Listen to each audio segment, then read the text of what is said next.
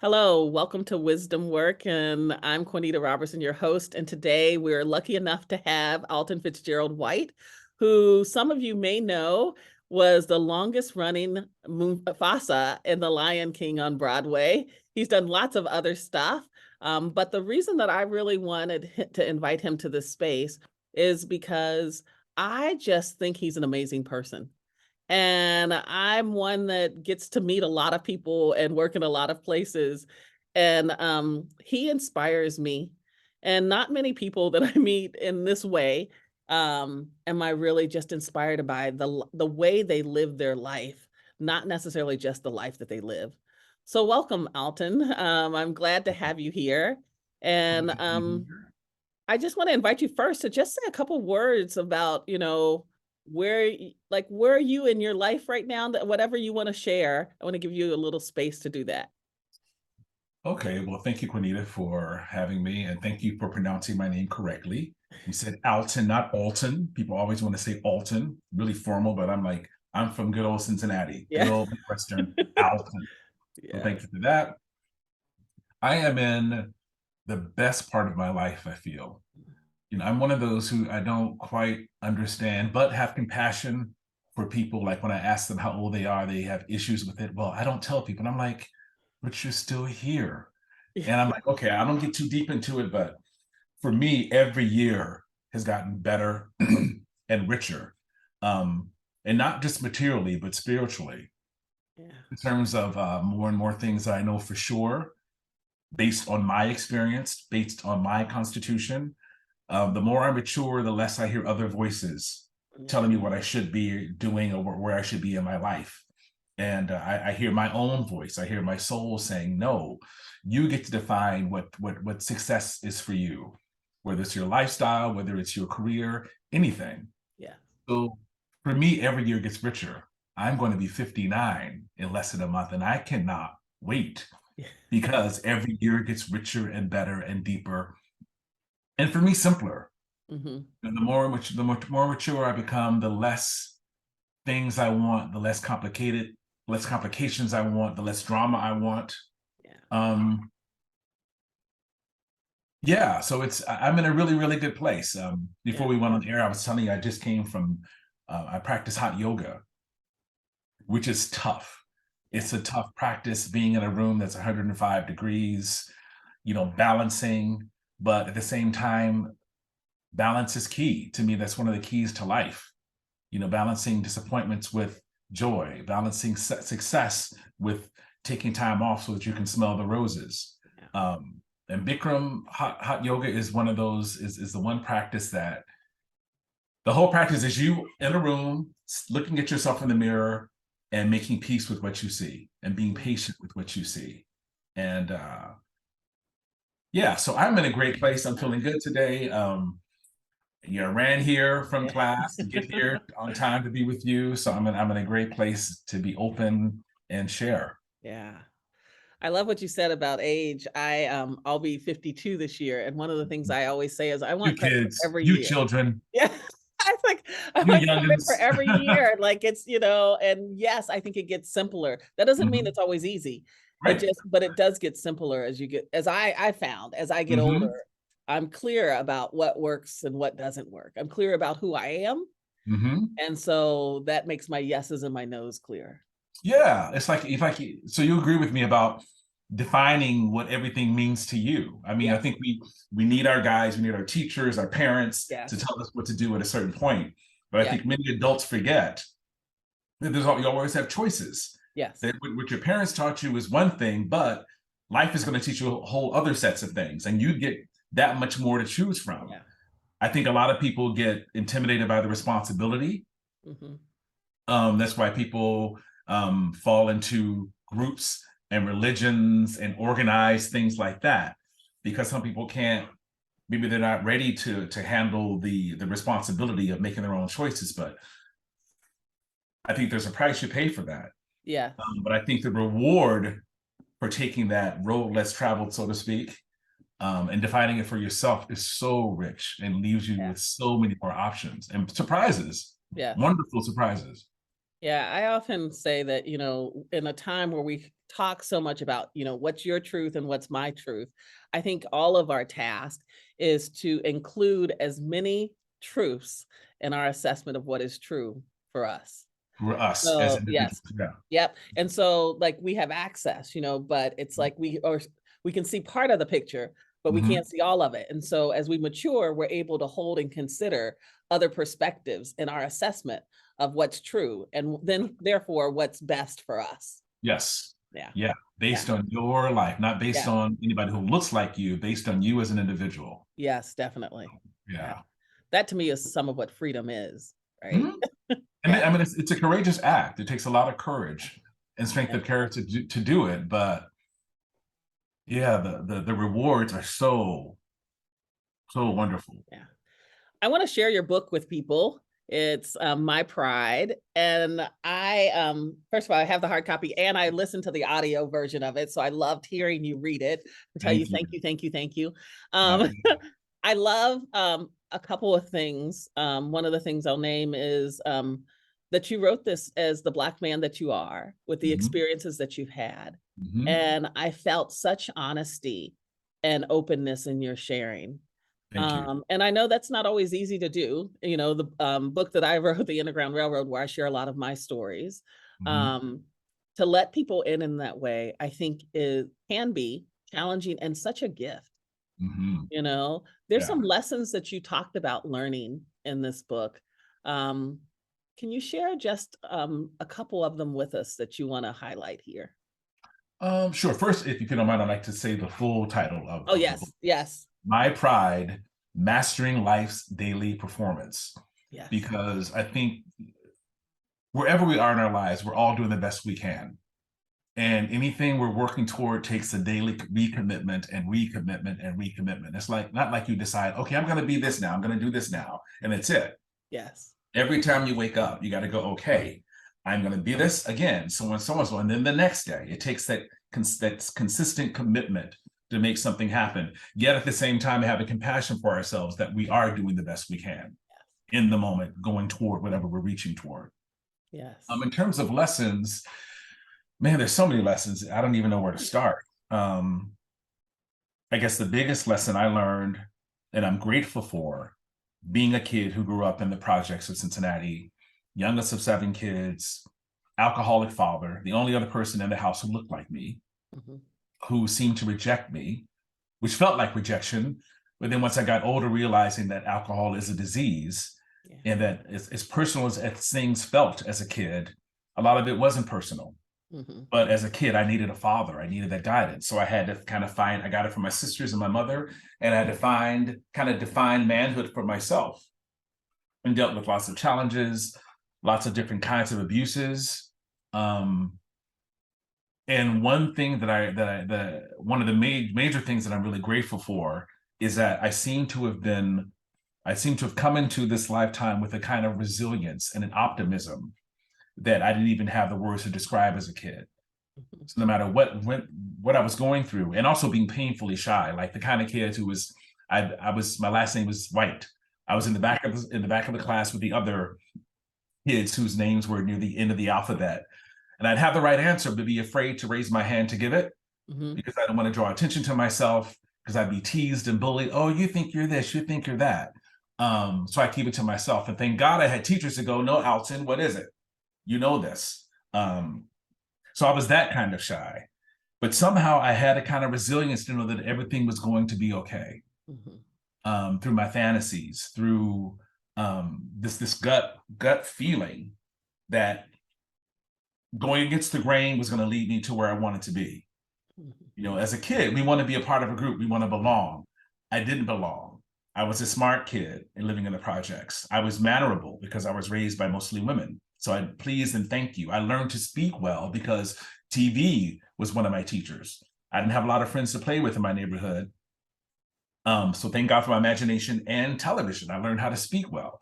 I was teased about all of those things. None of those things were cool in the projects. But when I got to school, the teachers were like, no, it's great that you speak well. I was always the one chosen to narrate.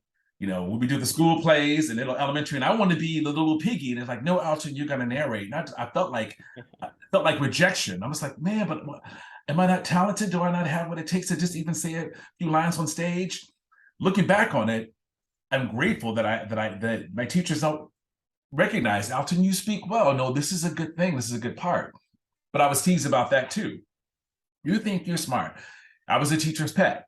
Teachers parented me, which and nowadays they just aren't allowed to do for so many different reasons. But I'm grateful that I was able to benefit from that. So all of that led into my resilience and helped me believe that there was something better waiting for me beyond what I could see in the projects, in the misery. And I'm grateful that to have been born with that, to have come here into this plane with that tool, and that has continued to carry me. I mean, all those experiences from my childhood.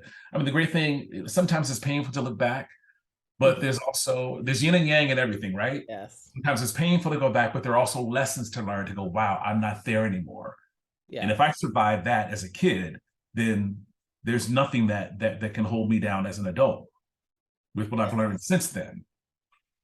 Yes, yes. So much of what I hear in your story in so many ways is my story too. One of the things I was looking at when you graduated, and you actually graduated the year before I started performing arts. And so we weren't ever in the building at the same time, but I knew of you, even if it was just alumni days and those kind of things and seeing you around but your story so resonated as part of my story, and I was one of those kids. I was my mother's only child. And so I was by myself a lot. I would play by myself a lot and knew how to do that. My parents were 15 going on 16 when I was born.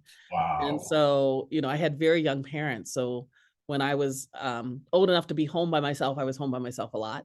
And so the school and my teachers would be like that parenting kind of would have me come help put up the billboards or the bulletin boards and, after school or before school. And I helped out in the office at school. And then going to performing arts when I got there, I was shy. I was really a shy kind of quiet kid. And I was a vocal music major. And then for a year I was in music theater, but I didn't make it the second year. And I think part of it's because I was so shy.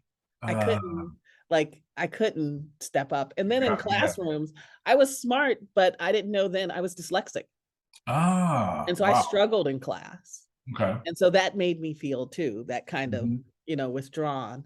And there was something in me, some resilience, that there was something that I knew that was more, that it wasn't just there. I started my healing journey at 15. Let me ask you something. How did that show up for you? How did your resilience, like in what form? Was it a feeling? Was it certain things that happened to let you know that it was going to be okay? I think some of it was,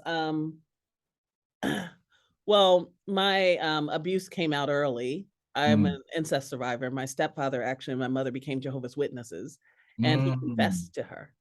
Wow. And so all of a sudden, then I had to deal with, how did I feel about this? And I told my therapist, and it was reported. And so then the prosecutors said it was up to me about whether they prosecuted or not. What age were you? I was 15. Making that kind of decision at 15? Yes. And so and I think it was performing arts actually that gave me the courage to think that I could. Because that summer I spent, and I decided what was I going to do, and decided that if no one else would stand up for me, that I needed to. There you go. I love it. And so went to court, and he was sentenced 90 days to be served on weekends. So I lived with him during the week, and he went to jail on the weekends. Wow. And I ended up signing my lease to my first apartment on my 18th birthday and moving out. Yeah. Wow. But there was that piece, like, there was something that knew I had to make a choice. Like either I was gonna be here with me or not. And find my way. And I always say I made a choice about 19. Either I was gonna not be here, I was gonna die, fast or slow, didn't matter. Or if I was gonna stay here, I wasn't gonna half-ass it. I was gonna learn what it really meant to be alive. Yeah. I love it. That's fantastic. Yeah. And so that's the journey for me.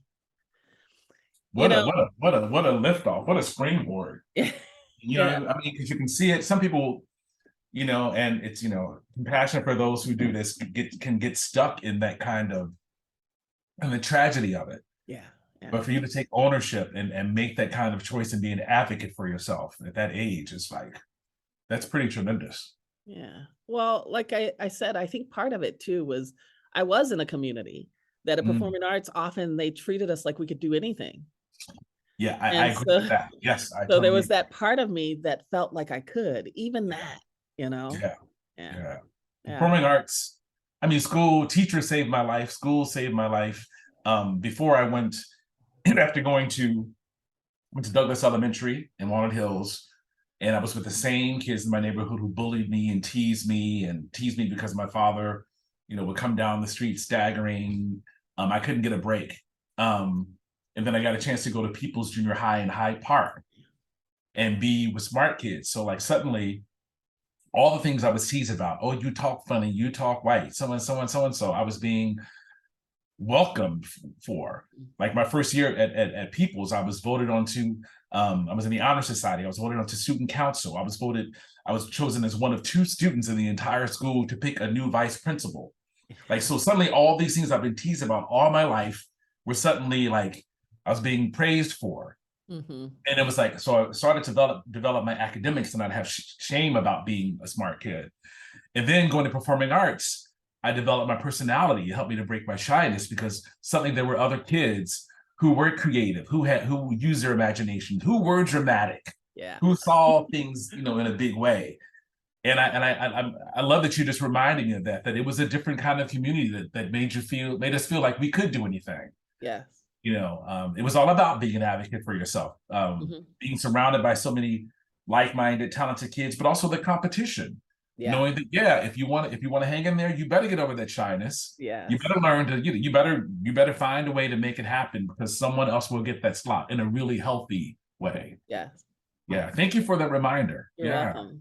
And I think it was, and it shows up in us each differently. Like I in the leadership work that I do, one of the things I think is that the arts require you to go inside and bring what's Hmm. inside out.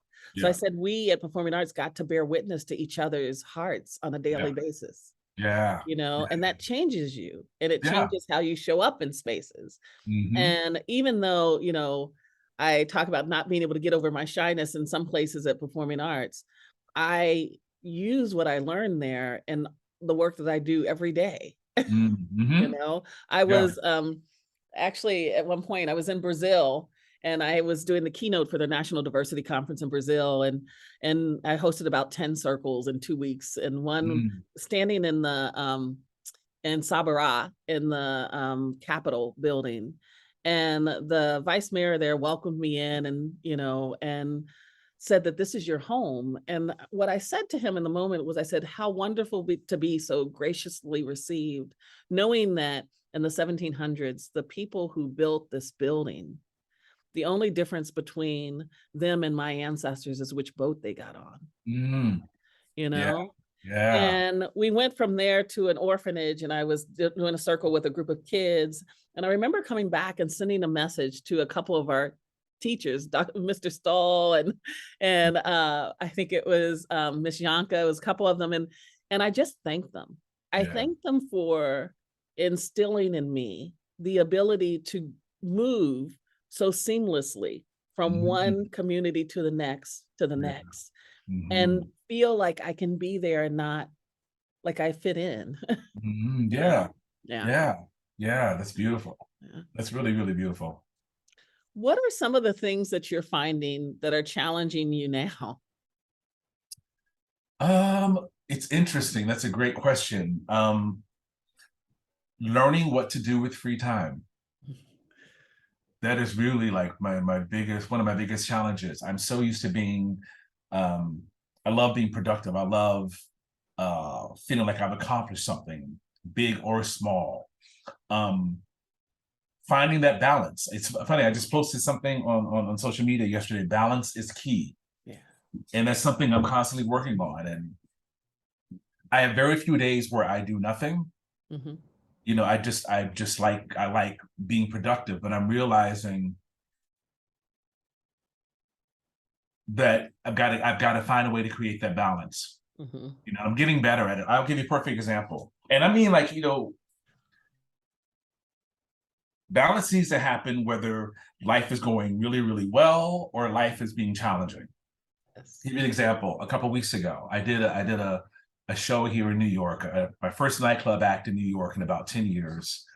And I was like, and I had a lot of work leading up to that. And I thought, okay, after that, as a gift to myself, I'm going to go to somebody's beach and I'm just going to lay there for 2 days. I really need the ocean. I need to see it. I need to hear it. I need the sand. I need that whole atmosphere to just exhale in that way. The oceans do it for me and the mountains do it for me. Yes. And when I've been away from either one too long, they call me.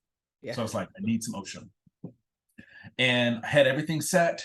And then I wound up getting an audition for, and I just written to my agents, my commercial agents. I was like, how do I word this? Because I had an audition in months. And I was like, hey guys, this is Alton. So am I on punishment? Have I been blacklisted? What's up? I had an audition in a couple of months. And they were like, no, you're not being punished. Things are just really slow starting off, but things will pick up soon. Like, okay. The next week, they're like, hey, here's an audition for a commercial. And I had things already planned. I had like an afternoon plan. I was going to hop in a car because when I get burnt out, I rent a car and I drive north to Bear Mountain or to hug some trees or to see some bodies of water. And I was like, okay, well, so much for that. I asked for this. I asked the universe for an opportunity. My name can't be picked if my name is not in the hat. Yes. Stopped everything, put it on tape, went on. The day before my show, I get an email from the casting director, which is rare because normally you hear from your agent going, hey, we want to see you for a callback tomorrow. And I'm like, interesting. Like, I might actually book this. Like, they're calling me, they're emailing me directly on a Sunday. Yes. Monday morning, my email, hey, my agent's like, you have a callback this afternoon. Did the callback, did my show that evening.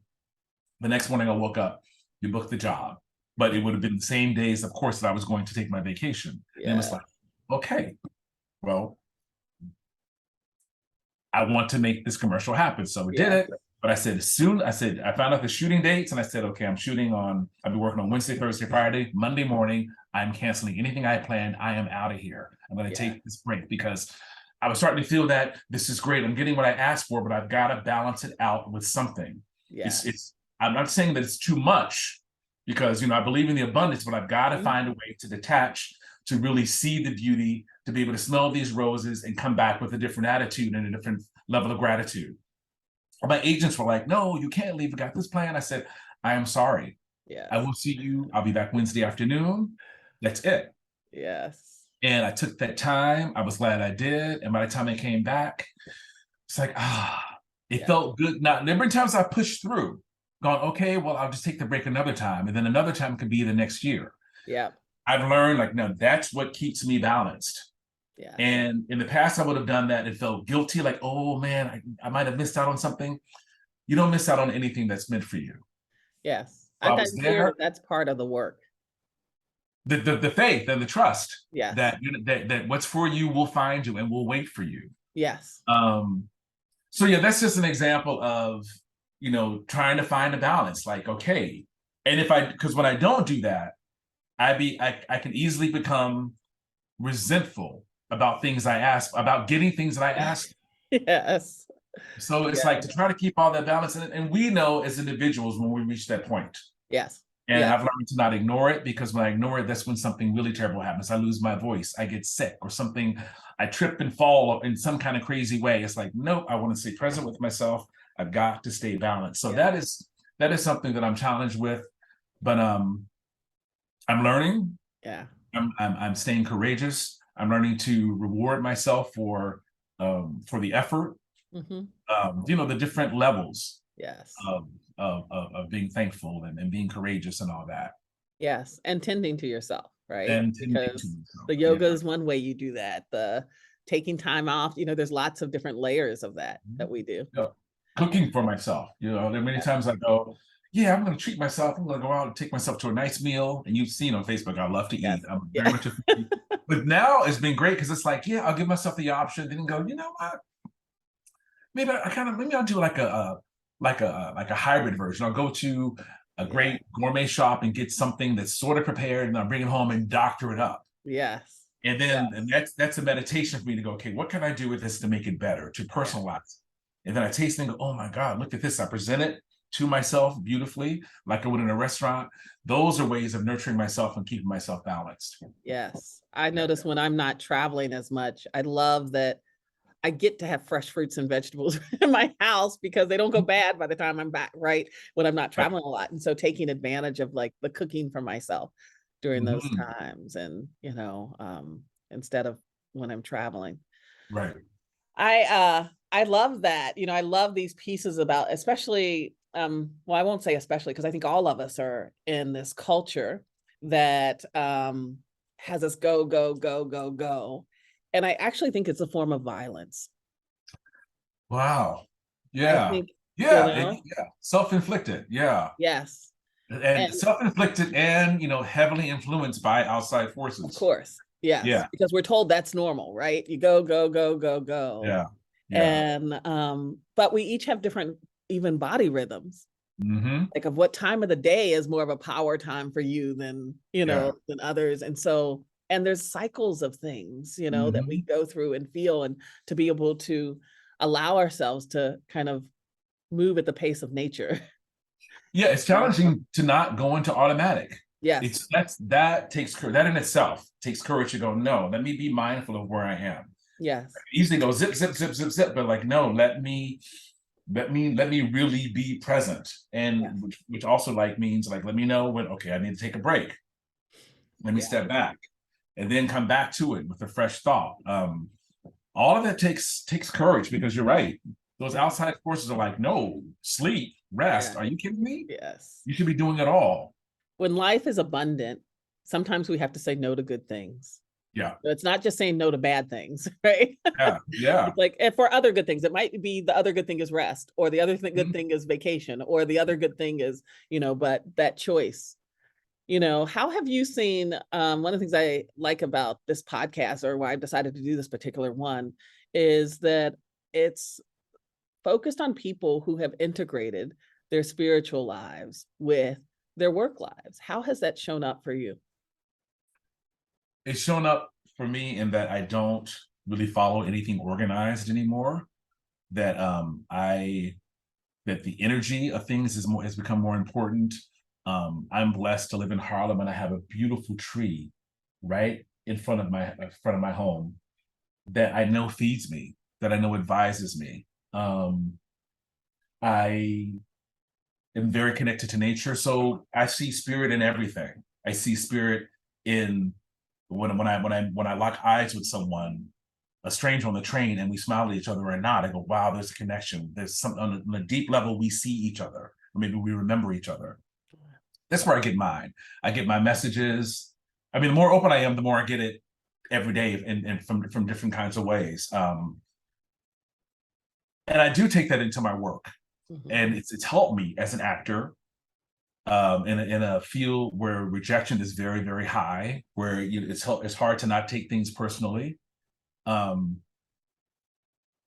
getting my validation from other kinds of sources. A lot of it is self-validation. Yeah. I mean, everything we're talking about, or Yeah. everything we talked about so far, is about like knowing yourself for sure, knowing what works for you, being able having the strength and courage and faith to personalize, Mhm.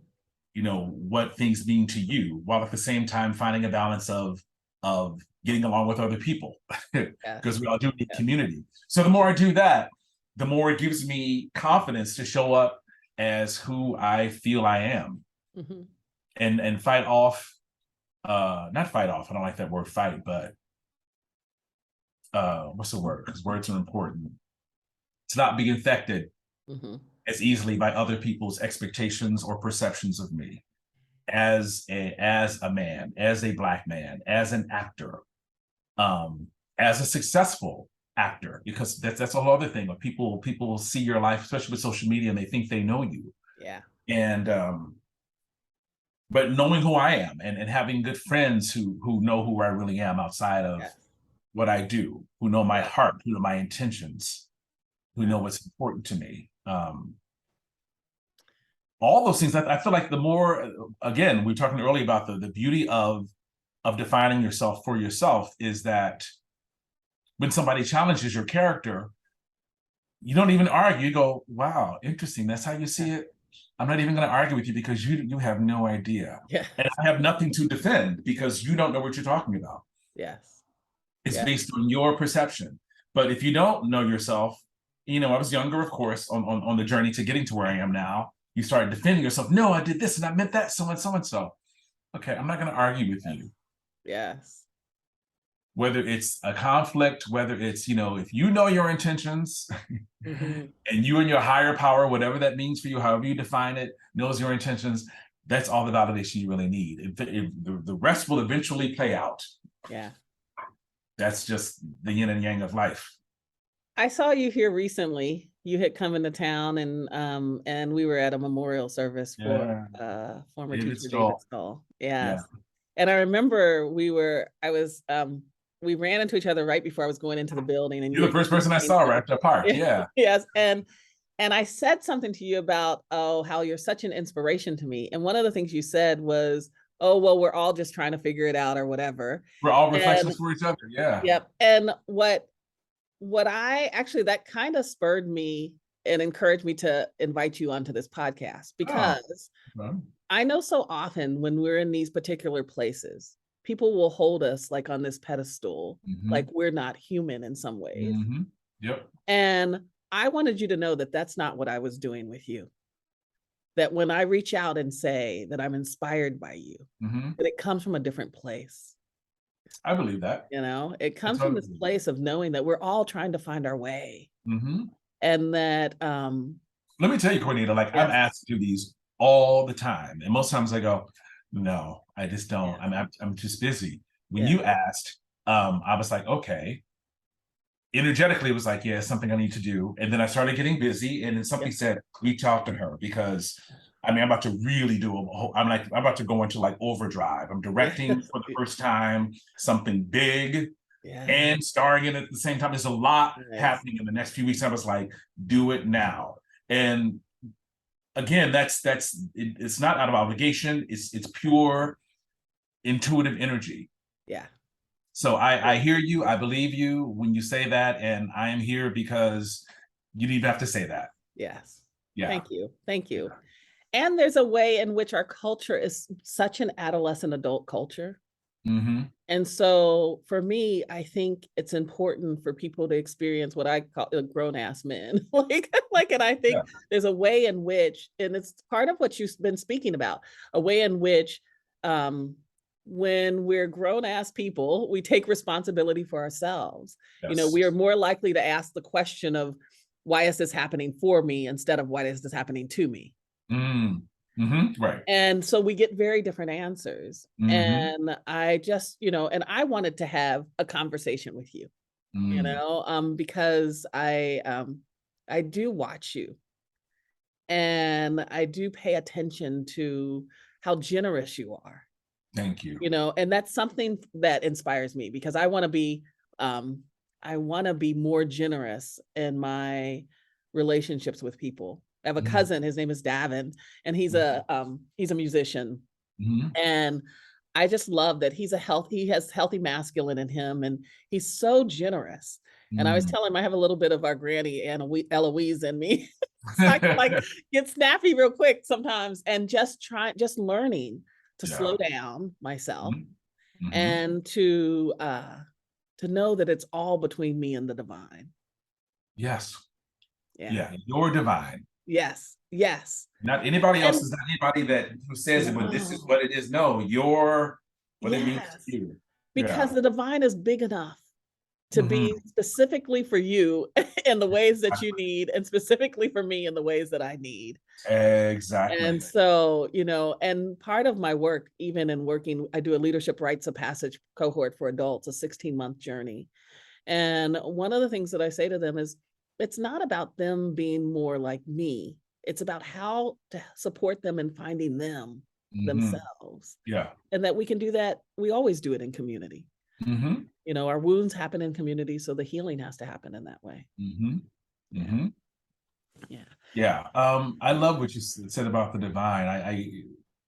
In terms of spirit, I used to think, when I was involved with organizations, um, that spirit was about something judging me and something, you know, help pointing me in the right direction, but also judging every step. And now I see divine as purely an advocate, Yeah. an energy that Yes. wants, a knowing that wants the best for me, Yes. that wants me to have what I need. I'll get what I want, but I'll definitely get what I need to Yes. sustain me, to keep me growing, to keep me moving forward, um, to keep me courageous, to keep me open, to keep me joyful. When I think of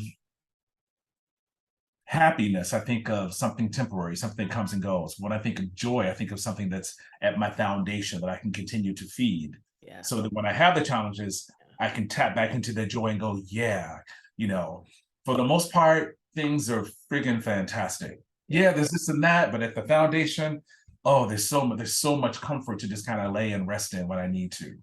Yeah. And talking, getting back to earlier about finding that balance, I'm learning to I have to remind myself when I have those moments of being overwhelmed, whether it's by a challenge or through great things happening, that joyful bed is there waiting for me. All I have to do is just remember, Yes. oh, that's right.